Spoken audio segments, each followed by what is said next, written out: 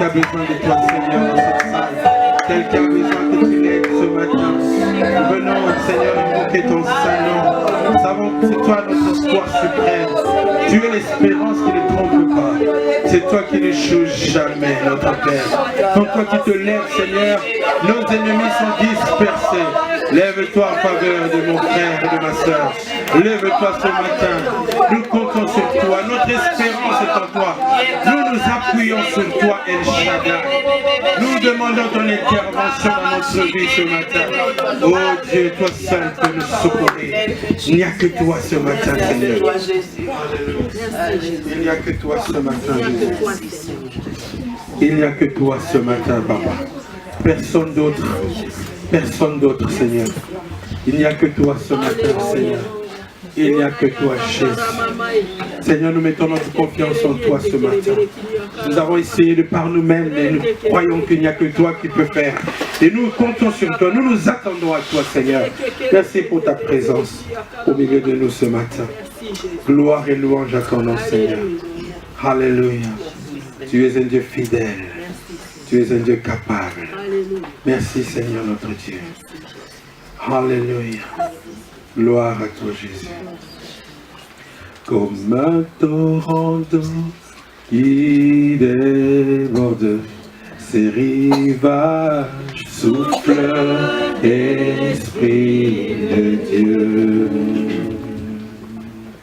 Comme une nouvelle vague qui nous conduit d'âge en âge, souffle, Esprit de Dieu.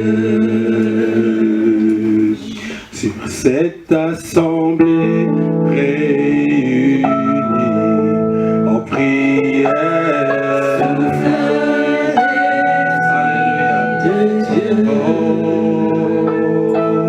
répands ton onction et répands ta lumière. Oh, chantons Saint-Esprit, oh, consolateur, Saint-Esprit, révélateur, comme une nouvelle vague qui nous conduit vers le ciel, souffle, Esprit de Dieu. Oh, chantons Saint-Esprit, Esprit de Dieu consolateur, nous recevons ton onction ce matin parce que nous n'avons personne d'autre vers qui nous tourner et nous sommes là dans ta présence. Nous recevons tes fleuves de vie pour notre guérison intérieure, pour notre consolation. Alléluia. Oh, souffle, Esprit de Dieu.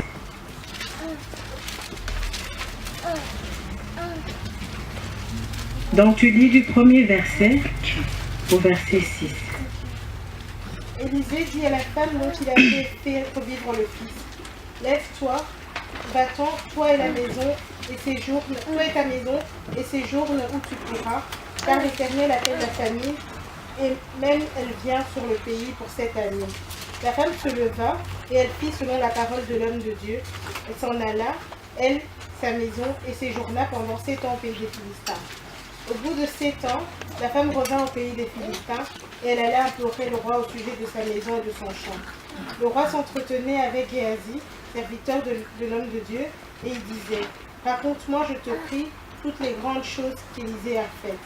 Et pendant qu'il racontait au roi comment Élisée avait rendu la vie à un mort, la femme dont Élisée avait fait revivre le fils va implorer le roi au sujet de sa maison et de son champ.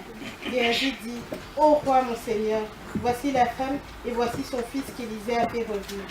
Le roi interrogea la femme et elle lui fit le récit.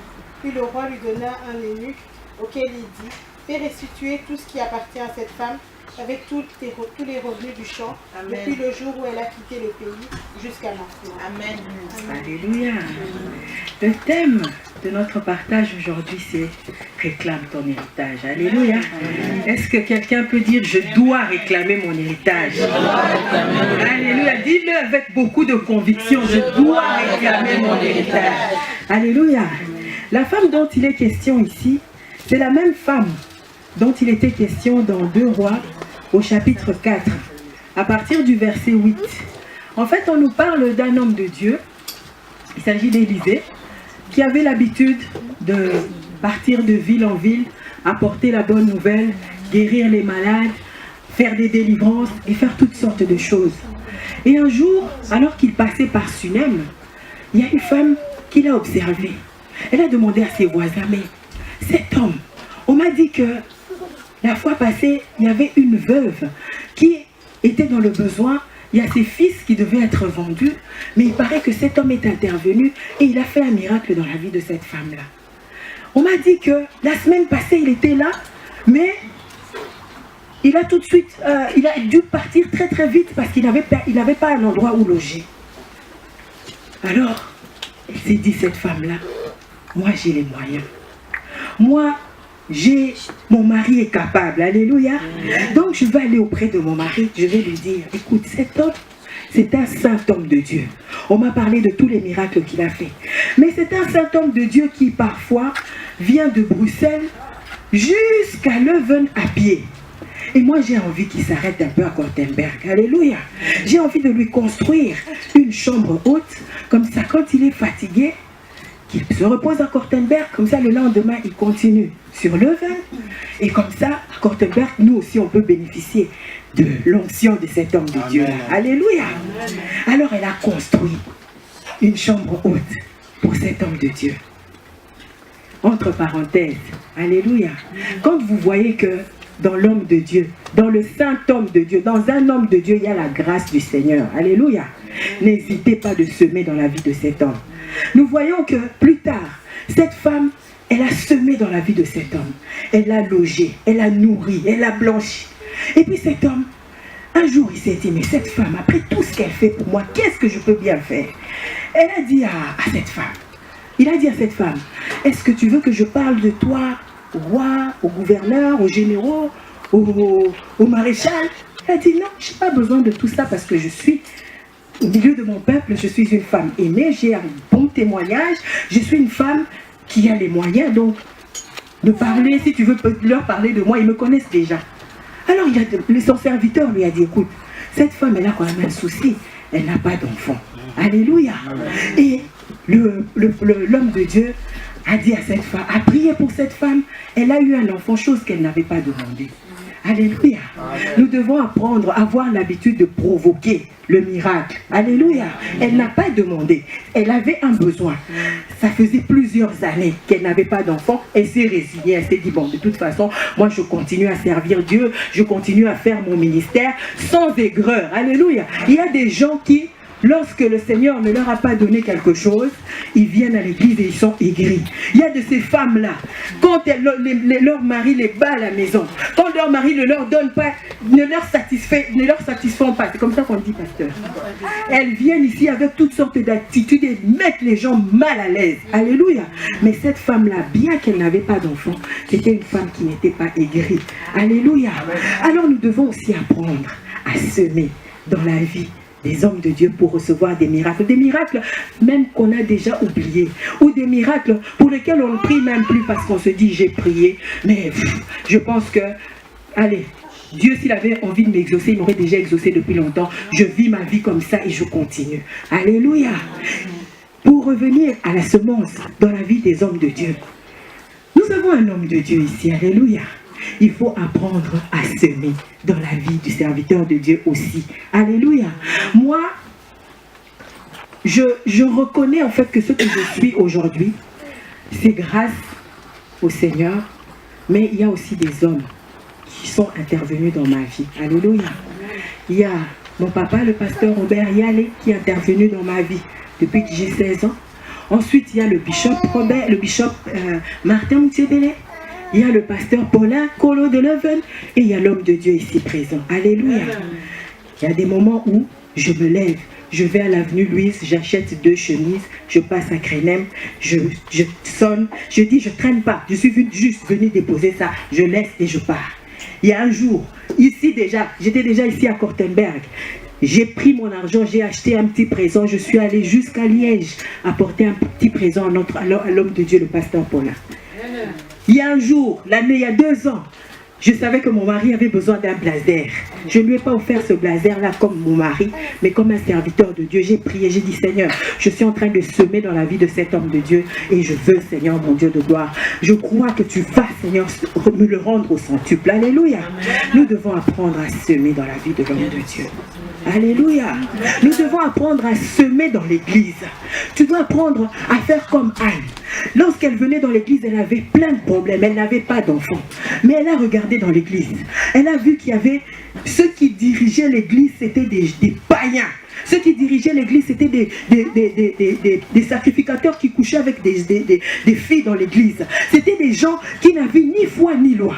Alors elle s'est dit, Seigneur, si tu me donnes un fils, ce fils-là, je vais le mettre au service de l'église pour que tout ce que je suis en train de voir comme bêtise ici dans l'église puisse disparaître. Alléluia. Est-ce que toi aussi tu ne peux pas te lever et observer un peu dans l'église, voir les choses qui ne vont pas et semer dans la vie de l'église de la NJK? Te dire que Seigneur, un dimanche on est 10, un autre dimanche on est 30, un autre dimanche on est 40, un autre dimanche on est 2. Seigneur, moi je vais semer dans la NJK tous les samedis à 20h, je vais venir ici, je vais intercéder pendant 1 heure, je vais prier pour la nouvelle Jérusalem de Kortenberg. Seigneur, envoie des âmes, Seigneur, fortifie les chrétiens, Seigneur, fais ceci, Seigneur, fais cela. Tu peux te dire, Seigneur, qu'est-ce que je peux faire? Tu observes, qu'est-ce qu'il y a à faire dans cette église? Alléluia. Il y a un vase qui est cassé ici. Je présume que personne ne l'a remarqué. Il y avait un vase ici. Personne ne l'a remarqué. Alléluia. Si j'étais toi, je viendrais, mais il y a un vase ici. Il est où? Oh, il est cassé. Je vais chez Casa ou je ne sais pas où. Je viens, je remplace le vase, je sème dans la maison de Dieu. Alléluia. Nous devons apprendre, c'est une loi, la loi de la semence. Alléluia. Tu appelles de temps en temps la sœur Sandrine. Sœur Sandrine, le loyer est payé? Non, il n'est pas payé. Bon, ça va. Viens chercher 725 €. Je te les donne. Et le Seigneur va faire exactement ce qu'il a fait avec cette femme. Alléluia. On nous dit que plus tard, cette femme a eu un enfant. Elle a eu un enfant. Donc, elle était bien. Elle avait l'aisance matérielle, un mari qui l'aimait, un enfant. Qu'est-ce qu'elle pouvait désirer de plus? Alléluia. Et puis un beau jour, son enfant vient. J'ai mal à la tête, j'ai mal à la tête. Son enfant meurt. Après ça, qu'est-ce qui se passe? Évidemment, l'homme de Dieu ressuscite l'enfant, mais je ne vais pas m'attarder dessus. Et puis, quelque temps après, l'homme de Dieu vient lui dire, écoute, je vais te livrer un secret.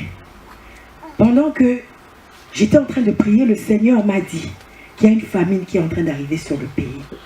La famine va durer 7 ans. Donc, toi, cherche un endroit où tu vas aller te réfugier, mais ne reste pas ici à Sunem, parce que si tu restes là, tu vas mourir de faim.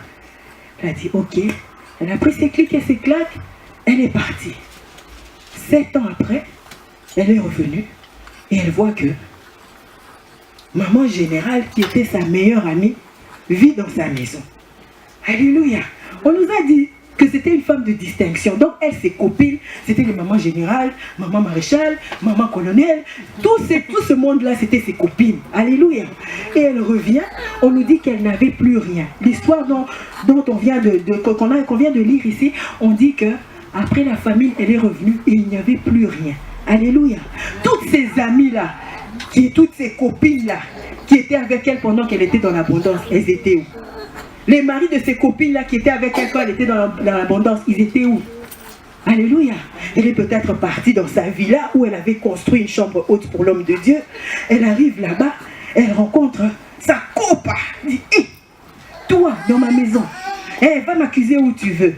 Alléluia. Vous savez que quand quelqu'un s'est déjà détourné de toi, hein, le français, le lingala. Donc, à le lingala, que tu ne vas pas comprendre. Alléluia. Tu vas te dire, ça c'était ma copa. Ou c'était quelqu'un d'autre. Elle dit, elle va m'accuser là où tu veux. Ok, il n'y a pas de problème. Elle dit, moi j'avais laissé ma Bentley.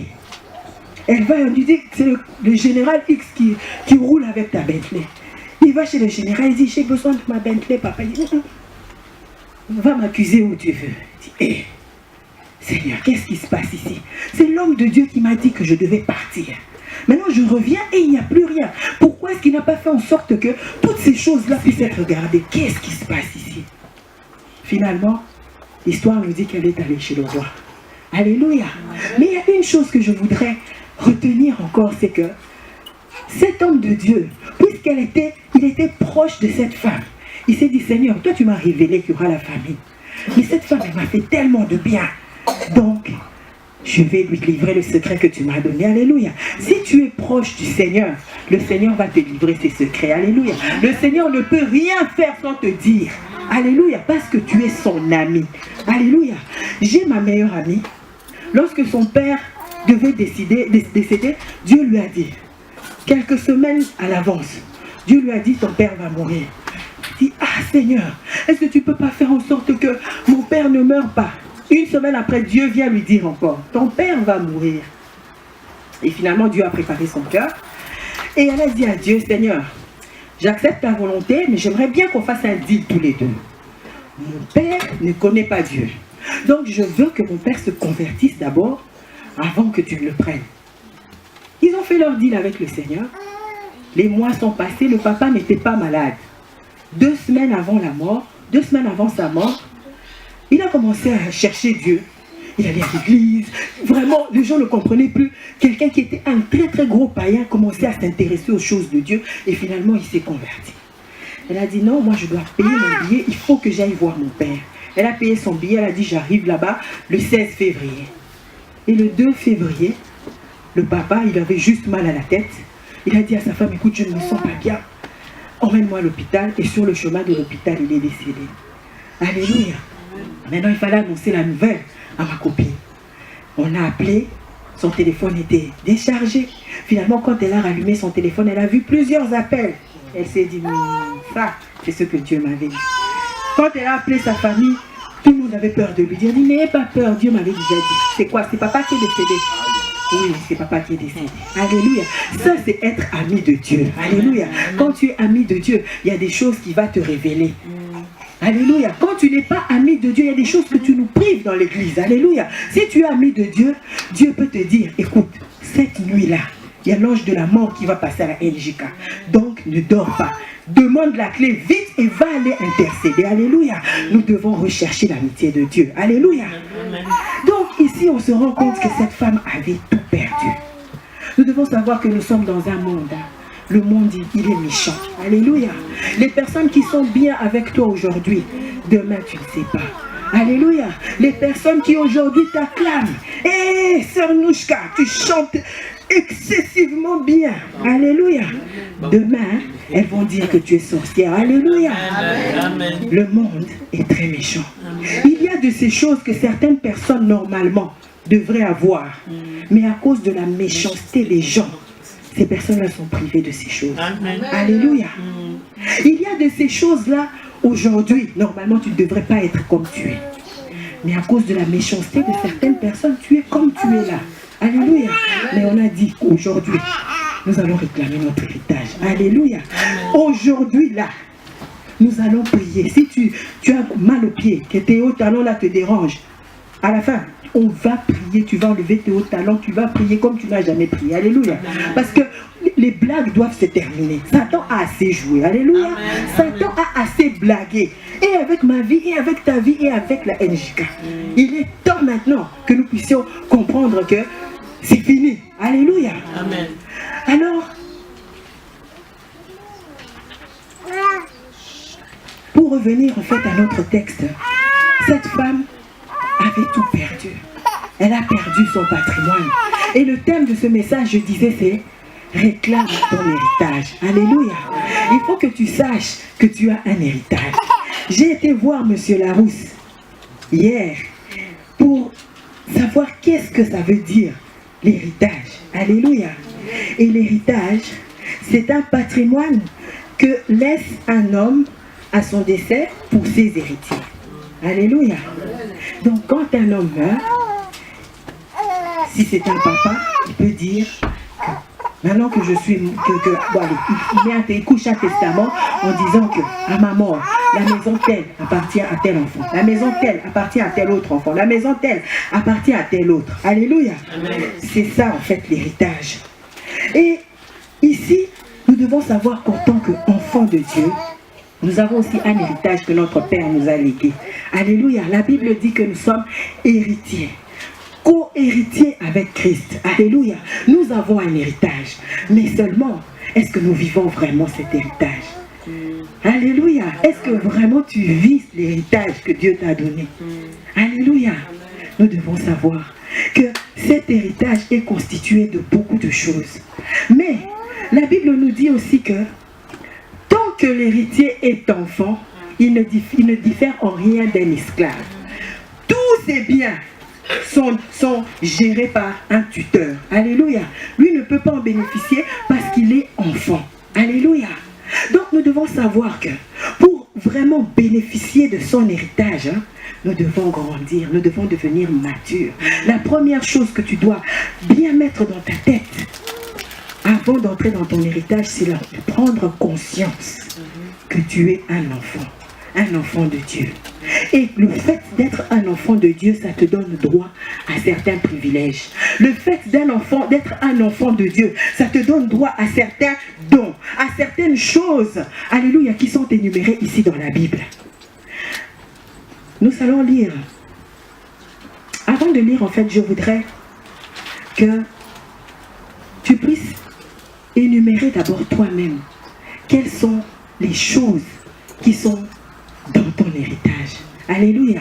Énumère-les dans ton cœur et je vais demander à notre frère Hugues de bien vouloir venir relever un peu cet écran parce que j'ai essayé de vous mettre plusieurs choses qui font partie de votre héritage. Alléluia. Un enfant, mais un enfant mature. Alléluia. Un enfant mature, c'est-à-dire un enfant qui a grandi. Et un enfant qui a grandi manifeste certaines caractéristiques. La Bible dit, quand j'étais enfant, je parlais comme un enfant, je marchais comme un enfant, je faisais les choses de l'enfant, mais aujourd'hui, j'ai grandi, je dois me comporter comme un adulte. Alléluia. Réalise bien que tu n'es pas n'importe qui, tu es un enfant de Dieu, mais un enfant de Dieu mature. On raconte l'histoire d'un homme, un roi, qui avait beaucoup d'argent, et il avait 2 enfants. Et dans ses aventures, il avait rencontré une dame, une pauvre femme au village, à qui il avait fait un enfant. Mais il n'avait jamais reconnu cet enfant-là. Donc la femme est décédée en accouchant. Donc personne n'a jamais voulu revendiquer quoi que ce soit, puisque le père lui-même avait dit que cet enfant n'est pas le mien. Les années sont passées, et un jour le père a senti qu'il allait mourir. Alors il a dit, je vais mettre ma vie en ordre. Et il est allé chercher cet enfant-là. Il a dit, écoute, je te demande pardon, tu es vraiment mon fils. On a fait les tests d'ADN, machin. C'était vraiment son fils. Il l'a emmené à la maison. Et quand il l'a emmené à la maison, il lui a dit, écoute, tu es ici dans le palais royal. Donc là où tu étais là-bas dans la cité, on marchait n'importe comment, on parlait n'importe comment, on mangeait n'importe comment. Ici, tu es dans le palais. Donc pendant 1 an, il y a quelqu'un qui va venir t'enseigner. Tu vas t'asseoir et on va t'enseigner comment est-ce qu'on se porte, comment est-ce qu'on se comporte dans le royaume de Dieu. Donc il a eu des leçons. On lui a appris. D'abord on l'a lavé. On l'a nettoyé, on lui a enlevé les ongles sales qu'il avait dans le village. On lui a appris comment manger à table. On lui a appris comment marcher. On lui a appris vraiment comment se comporter dans le royaume. Et 1 an après, quand tu mettais les 3 enfants, tu ne pouvais pas faire la différence. Tu vois, celui qui est au village, c'est lequel? C'est celui-ci ou c'est celui? Après 1 an, il a grandi. Il a mûri dans les choses du royaume et on ne pouvait pas le reconnaître. Alléluia. Quelque temps après, le père lui a dit, bon, je vois que tu as bien appris, je vais aller te montrer tout ce qui m'appartient. Un jour, ils sont allés se balader avec son père. Son père lui a montré, tu vois l'immeuble ici, 10 étages. C'est à toi. Quand je vais mourir, ça c'est ton héritage. Tu vois les champs ici, tu vois la pépinière ici, tu vois X, Y chose, c'est à toi. Donc sache que si aujourd'hui moi je décède, tout ça c'est à toi. Ok. Il rentre à la maison, c'était vraiment le parfait amour. Il y avait la communion entre ses frères et tout ça. Et finalement, papa est mort. Quand papa est mort, il a dit, bon, de toute façon, on s'entendait très bien avec mes frères, il n'y a pas de problème. Papa m'a déjà montré ma part d'héritage, donc je vais aller hériter, il n'y a pas de souci. Et on a enterré papa, on a lu le testament et tout ça. Et puis finalement, le grand frère, il se lève, il dit, toi là, le Mbokati là, tu veux dire que tu vas... Nous, notre héritage, on savait déjà depuis toutes ces années. On savait qu'on allait le diviser par 2. Maintenant, toi, tu viens avec tes mauvaises manières du village. Il a oublié qu'il avait déjà eu des cours. Il a oublié qu'on avait déjà enseigné. Il dit, avec tes mauvaises manières là du village, tu veux venir régner, hériter avec nous. Tu n'auras rien. Et le Mbokati a dit, moi, j'étais là-bas au village. On me maltraitait, mon oncle me maltraitait, ma tante me maltraitait parce que je n'avais ni père ni mère. Maintenant, j'ai découvert qui je suis. J'ai découvert que j'ai un héritage et toi, tu vas venir me dire que je ne vais pas hériter. Wanoko aussi. Alors, qu'est-ce qui s'est passé? Il a dit, on va aller au tribunal. Ils sont allés au tribunal. Évidemment, c'était un royaume. Les deux autres là, ils avaient déjà leur connexion avec les généraux et tout ce monde-là. Donc, ça a pris du temps. 1 année, 2 ans, 3 ans. Il a dit, montez, descendez. Moi, l'héritage, il est à moi. Ici, l'immeuble 10 étages, il est à moi. La pépinière là, elle est à moi. Les champs là, ils sont à moi. Montez, descendez. Et 5 ans après, il a récupéré son héritage. Alléluia. Amen. Et Amen. maintenant, toi là, tu es un enfant de Dieu. Dieu t'a pris de la boue où tu étais. Dieu t'a lavé. Dieu t'a purifié. Dieu t'a sanctifié. Le Saint-Esprit est venu. Il t'a enseigné que tu es un enfant de Dieu. Amen. Tu es béni de la bénédiction d'Abraham. La vie t'appartient. La joie t'appartient. Toutes ces choses que j'ai écrites ici, la sainteté t'appartient. La longue vie, c'est pour toi. Le parler en langue, c'est pour toi. Le pouvoir de chasser les démons, c'est pour toi. Les miracles, c'est pour toi. Les prophéties, c'est pour toi. Gagner les âmes, c'est pour toi. Le travail, c'est pour toi. Les paroles de connaissance, c'est pour toi. La maturité, c'est pour toi. La foi, le salut, la victoire sur tes ennemis, la justice, le royaume de Dieu, tout ça, c'est pour toi. La piété, c'est pour toi. Les bénédictions, c'est pour toi. La protection, c'est pour toi. L'onction, c'est pour toi. L'amour, la paix, la joie, la patience, la maîtrise de soi, la bonté, la douceur. Tout ça, c'est pour toi. La sagesse, c'est pour toi. L'intelligence à l'école, c'est pour toi. La gloire, la sécurité, tout, le bonheur, les maisons, les comptes en banque bien fournis, tout ça, c'est à toi. Alléluia. Amen. La richesse, hein, c'est à toi. Amen. Le mariage heureux, c'est à toi. Amen. Alléluia. La vie éternelle, c'est à toi. Les enfants, c'est à toi. La gloire, c'est à toi. Et si je n'ai pas cité quelque chose, j'ai marqué ici tout ce dont tu as besoin, hein, c'est à toi. Alléluia. Alors pourquoi tu vis comme tu vis là? Alléluia. Pourquoi est-ce que tu pleures comme tu pleures là? Excusez-moi, hein, je vais prêcher en français en lingala. Je sens ça comme ça. Que le pasteur me pardonne. Ceux qui ne comprennent pas le lingala. Il y a des gens qui ne comprennent pas le lingala ici. Voilà, quelqu'un peut traduire. Alléluia. S'il y a une personne qui parle lingala, traduisez. Excusez-moi, mais je sens que les autres ces choses-là sont à toi. Tu vis dans ce mariage.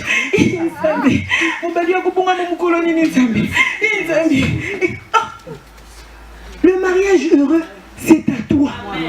Seigneur, je ne peux pas mettre au monde. Seigneur, c'est à toi. Alléluia. Et j'ai encore échoué à l'école, Seigneur. Aide-moi. Et Seigneur, et Jésus. C'est à toi. Alléluia. Amen. Il y avait les filles de Tselofchad, dont on a parlé dimanche passé. Ces filles-là, elles ont dit, en Israël avant, c'était que quand ton père meurt et que tu es une fille, tu n'as rien. Quand on dit rien, c'est rien. Elle a dit, mais ces filles-là se sont rassemblées, elles ont dit, notre père, quand il est mort, les oncles ont tout pris. Il y a des gens, le bien dans lequel il vit, c'est le bien de ton papa. Mais Azoto, on doit être ses aïeux. Alléluia. Il y a des gens, ils profitent de ton héritage comme si c'était à eux. Mais c'est à toi. Alléluia. Les filles de Télopchad ont dit, notre père est mort, notre père craignait Dieu. Mais il est mort comme ça, d'une mort naturelle. Et nous ici, on souffre alors que les biens de notre papa, c'est là. Tu vois seulement une Mercedes passer, avec ton oncle et tes dents. Seigneur, décapotable, normalement, il fallait aller à Anga. Tu vois ton oncle dans une belle villa avec piscine. Il va là sur le transat. Villa où normalement, ils aient Anga. Ah non, les filles là, on dit non, non, non. La première fois, hein, on était enfants. On ne savait pas qu'on pouvait aussi réclamer l'héritage. Ils sont partis chez Moïse. Ces messieurs-là, ces oncles-là, quand papa est mort la première fois, la première fois, ils ont tout pris. Mais là où on parle des filles de Télopchad, ici, on nous dit qu'elles devaient aller rentrer dans leur héritage.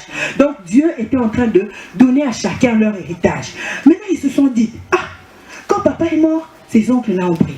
Maintenant, on va rentrer dans notre héritage que Dieu nous donne.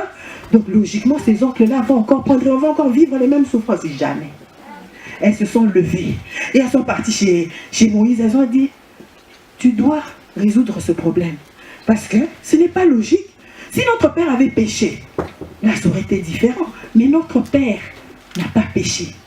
Alors, pourquoi est-ce que nous allons être privés de sa bénédiction? Ah, comme le pasteur Fernand disait la fois passée, Moïse, c'était un cas difficile. Mais il est parti chez le Seigneur. Il a dit, Seigneur, regarde. Dieu a dit, face à la détermination de ces femmes-là, la façon dont elles sont venues trouver Moïse, si moi je dis non, ben moi j'aurais des problèmes. Alléluia. Amen. Les filles étaient là. Elles attendaient la réponse de Dieu. Alléluia. Est-ce que tu peux pas un peu te fâcher et attendre la réponse de Dieu par rapport à ton héritage? Elles ont dit, là, notre héritage nous revient. Dieu du haut de son trône dit, moi j'aime les gens qui savent qui ils sont. Alléluia. J'aime les gens qui ont l'assurance. On yebi na ça. Donc si vous poussez dans la pembe na nzambe, on yebi très bien. Kenza va copier mélanger l'autre côté. Alléluia. Et Dieu a dit, je ne veux pas de problème avec ces filles. Elles ont raison. Alléluia. Dieu, le maître du ciel et de la terre, leur a donné raison. Alléluia. Toi, tu crois que pour rentrer dans ton héritage, tu vas rentrer seulement comme ça facilement. Tu ne vas pas rentrer facilement. Le voleur ne vient que voler, égorger, détruire. Alléluia. Mais le Fils de Dieu, lui, est venu pour apporter la vie. La vie, tu l'as. L'onction, tu l'as. Les bénédictions, tu les as. Maintenant, tu dois faire comme les filles de Télopchad. Alléluia. Il y avait une femme qui avait aussi un héritage. Mais cet héritage lui a été confisqué. On lui a dit, si tu vas chez le juge, nous ici on a un juge, il peut trancher l'histoire, mais c'est un juge méchant, c'est un juge mauvais. Et ce juge-là, il coopère avec tous les généraux, avec tous les ministres là. Donc là maintenant ta maison a été prise par un général. Or le général, c'est le pire juge. Maintenant, qu'est-ce que tu vas faire? Elle a dit, pire général, pire maréchal, pire même roi. Moi là, il va me restituer ce qui m'est dû. Alléluia. Elle est partie la première fois. Le juge unique, on dit qu'il était méchant, il était mauvais, il ne la regardait même pas. Il était là sur son trône. Elle dit, papa juge, rends-moi justice parce que ces biens-là, ils sont à moi. Le juge ne l'a même pas regardé. Le deuxième jour, il est venu encore, elle est venue encore. Il dit, papa juge. Il appelle son pire. Mais il paraît que toi, tu as pris la maison de la femme d'autrui. Comment? Il dit, non, je ne vais pas la rendre. Hein? Ici, là, c'est nous qui régnons. Ok, ça va, je ne vais pas lui rendre. Troisième jour, elle vient. Papa, la maison, là, c'est à moi. Tu me restitues ma maison. Ah. Quatrième jour, cinquième... Ah. Sixième jour, le juge était fatigué. Il dit, si je ne lui donne pas ce qu'elle veut, elle va continuer à m'enquiquiner. Alors, madame, j'arrête maintenant toutes les plaidoiries là. Je vais avec toi. Ils arrivent chez le propriétaire, le faux propriétaire. Il dit, papa, prends les clés. Tu reviens à la madame ici. Il y a une maison là-bas. Il y a un monsieur qui avait des problèmes avec moi il y a 10 ans. Toi, on va prendre. Elle est même plus belle que la maison que tu as. Donc, prends la maison et prends les clés et donne à la femme. Ne discute même pas parce que c'est une femme avec qui on ne peut pas jouer. Tout ce que tu avais comme bien là-bas dedans, laisse-lui ça, c'est pas grave, moi je vais te donner autre chose. Alléluia. Elle était déterminée à récupérer son héritage. Sache que tu n'hériteras pas facilement. Alléluia. Il y a des bénédictions qui sont à toi, mais tu es là en train de trembler. On nous parle d'une histoire d'un monsieur qui était chez lui à la maison. Villa 4 façades, avec écran plat compliqué. Et puis un jour, il entend du bruit. Oh, il dit, mais moi je suis seul, les enfants sont allés en vacances. Ma femme est partie avec les enfants. J'entends du bruit là-bas. Qu'est-ce qui se passe? Il descend. Et il trouve dans sa cuisine, c'était au Congo. Il trouve dans sa cuisine un monsieur baraqué, en train de prendre les histoires. Il dit, qu'est-ce que vous faites là? Le monsieur le regarde. Il dit au propriétaire de la maison, hein, il dit, yo, héros, non, lalité. Qu'est-ce que là?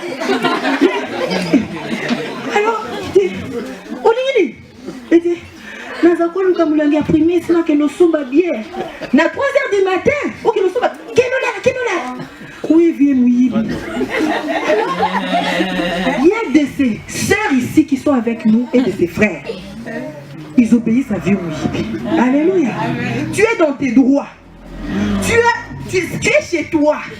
Avec ce qui est à toi. Lui, il est là, il se sert allègrement. Il n'a même pas peur de toi. Alors que tu es chez toi. Il te dit, va dormir. Alléluia. Et il y a plusieurs d'entre nous qui sont dans ce cas. Tu as ton héritage. On est en train de jouer avec ton héritage. Mais toi, tu dors. Toi, tu es là comme si tout allait bien. Tu ne te bats pas. Tu dors. Tu dois aller travailler à 7h du matin. Donc, tu quittes normalement la maison à 6h, mais toi, tu te réveilles à 6h moins le quart. Alléluia. Tu vas te réclamer ton héritage à quelle heure? Si j'étais toi, je me lèverais à 5h. Si j'étais toi, avec tous les problèmes que tu as, tu ne dormirais même plus. Alléluia. Tu devrais demander la clé. Sœur Sandrine, est-ce que tu peux me faire le double de la clé? Tu as des problèmes, il y a quelqu'un qui squatte dans ta maison. Mais tu te lèves allègrement. 6h, 7h, tu dois partir. 6h, tu te lèves, tu brosses les dents. Alléluia, Dieu est vivant. Tu vas, tu prends ton petit déjeuner à l'aise. Dieu est amour. Il y a des squatteurs qui sont là, qui sont en train de te regarder. T'as la zoboyo. Alléluia. Nous devons nous révolter. Moi, j'ai décidé de me révolter. Amen. Le diable ne va rien garder qui est à moi. Alléluia. Jésus disait, Père, il n'y a rien de Satan en moi. Rien. Alléluia. Mais quand on regarde bien dans nos vies, il y a parfois quelques petites choses de Satan. Les colères, mensonges, envie, ivrognerie, adultère, toutes ces petites choses-là de Satan. On cohabite avec ça. Et alors on vient là. Quand on dit, jeûne de 21 jours, venez prier. Allez, le jeûne, la prière commence à 18h, on dit de 18h à 20h. Toi, à 20h moins 5, tu arrives là-bas.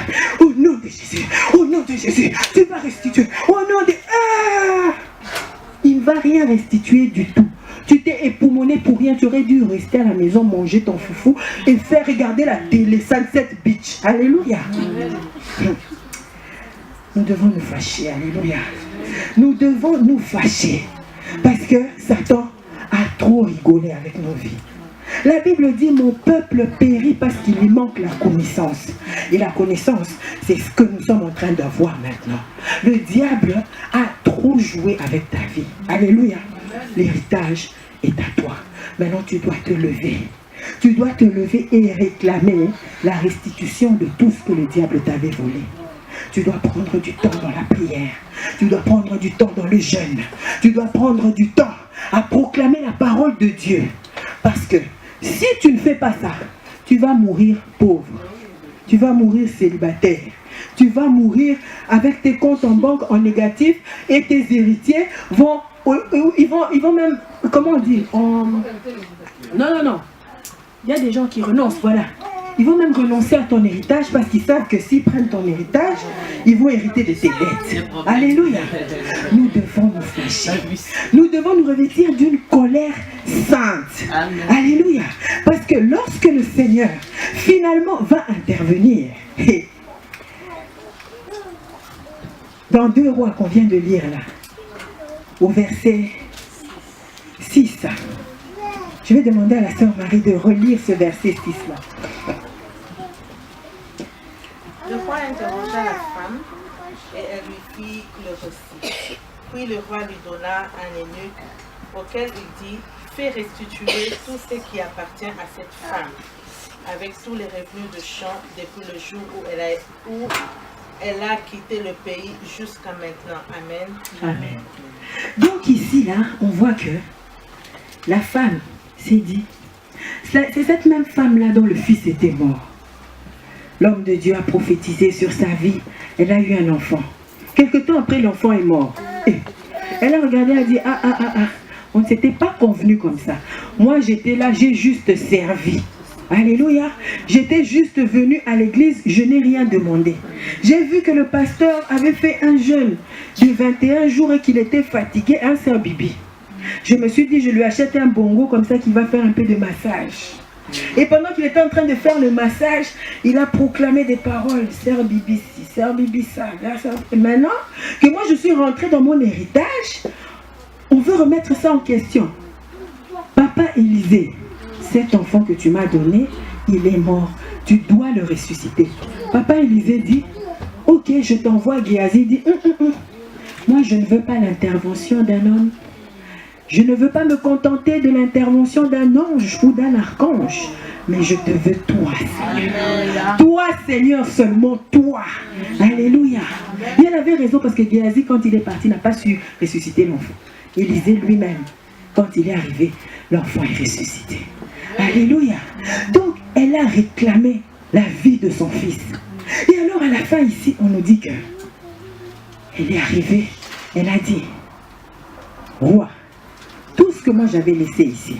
Je t'ai raconté que la première fois, quand mon fils est mort, j'ai dit à Élisée, tu t'arranges, mais ce fils-là doit ressusciter. Donc comme toi, tu me vois là, je suis déterminée à récupérer ce qui m'a été pris. Quand je suis partie, j'avais ma Bentley. Quand je suis partie, j'avais ma villa 4 façades où j'avais fait une chambre haute pour l'homme de Dieu. L'histoire que Géasi vient de te raconter, c'était une histoire vraie, c'était pas une histoire fausse. J'avais mes champs, j'avais toutes sortes de choses. Donc là, je viens chercher la restitution.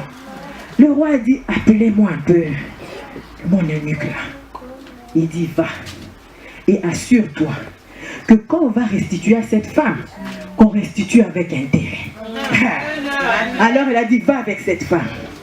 Il va avec la femme. La femme qui dit, la maison là, c'est ma copa qui avait pris. Ils arrivent dans la maison que sa copa avait pris.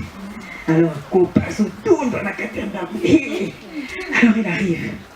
Ma copa, tu as dit que je pouvais aller appeler qui je voulais. Moi je suis allée chez le roi. Il m'envoie l'eunuque. L'eunuque arrive là avec les militaires. Ils arrivent là, madame, la clé. Oui, mais moi ici j'ai mis mon jacuzzi. Moi ici j'ai mis piscine intérieure. Il dit, hé jacuzzi, et piscine intérieure, et meubles, et les trucs que tu as été acheté à Château d'Axe. Tout là. Toi tu avais pris la maison. La femme, ici avant de partir, elle avait tout vendu parce qu'elle avait besoin de cash pour se déplacer. Donc tout ce que toi tu as mis là. Alléluia. Les lits. Quand tu appuies sur la télé, comment ça fait tchoum, tchoum, tchoum. Tout ça là, tu laisses. Alléluia. Ils sont allés chez le général qui avait pris la Bentley. Le général a dit, il était là avec sa grosse voiture. Il dit, tu avais pris la Bentley, mais elle est déjà amortie depuis le temps. Tu viens t'acheter une... Quoi, pasteur? Ah. Tu viens t'acheter une Range Rover Evoque, toute nouvelle, toute pimpante. Tu as amorti la voiture d'autrui. Et la voiture que tu as amortie. Et la Range Rover Evoque là.